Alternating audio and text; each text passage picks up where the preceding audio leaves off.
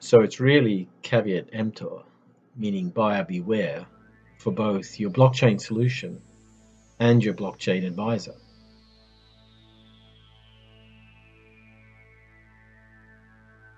So you're looking at blockchain or you've been asked to review it. Who do you turn to for advice? There are a lot of blockchain experts or advisors out there, even influencers or futurists. But are they really objective? They may be biased because ultimately they're selling blockchain. When considering the options there, would it be better to have a blockchain expert who's trying to understand the use case, or a use case expert who's trying to understand blockchain? Well, you really need knowledge of both, but the emphasis should be on the use case. Well, within these networks, they're fundamentally processes. So you really want somebody who's had experience with process design and re-engineering. Also, the blockchains are distributed ledgers. So you want someone who's had experience with ledger process controls and reconciliations. So has your expert managed a ledger, run the process and controls, or dealt with downstream reporting, which are reliant on a ledger? These are all critical elements to consider. And any advisor on the solution should be able to produce workflows of the logical flows and roles and responsibilities within the process, as well as the accounting plans that will ultimately be recorded on the ledger. Another key aspect from your advisor should be the understanding to separate the crypto world from the blockchain. The blockchain is a ledger for cryptos, but also for any other digital assets. But the crypto assets exist in their very limited purpose and self-contained networks. They're really sort of skirting on the edge of the regulated world with limited regulations governing them now, but they're going to find it very hard to go outside their very specialized world. Blockchains, however, or distributed ledgers, will only operate at scale within regulated B2B networks.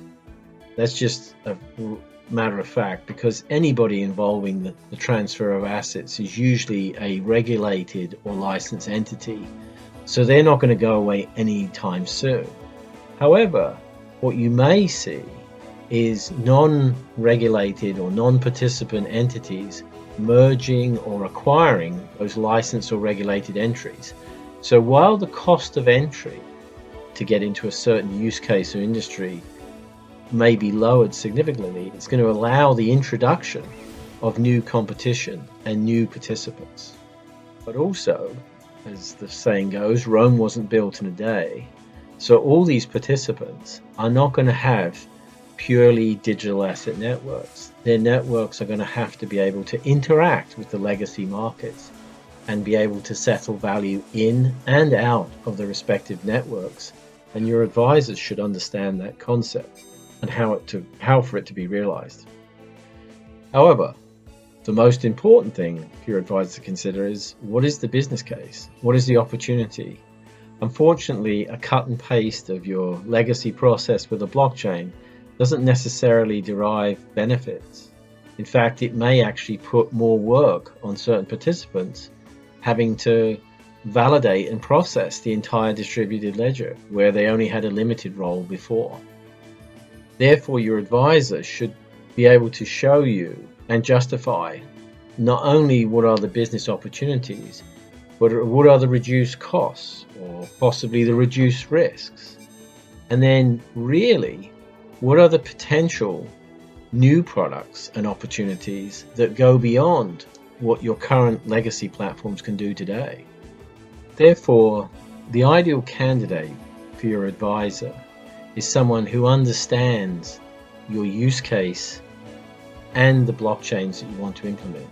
But more importantly, from the blockchain perspective, what are the limitations, but what are the opportunities? And how do they overcome the limitations to make the opportunities available, such that that they're representing a real commercial opportunity and not just repeating the hype. So it's really caveat emptor, meaning buyer beware, for both your blockchain solution and your blockchain advisor. Well, I hope this was useful to you. And if you have any questions or comments, please leave them in the comments below. Thank you for watching.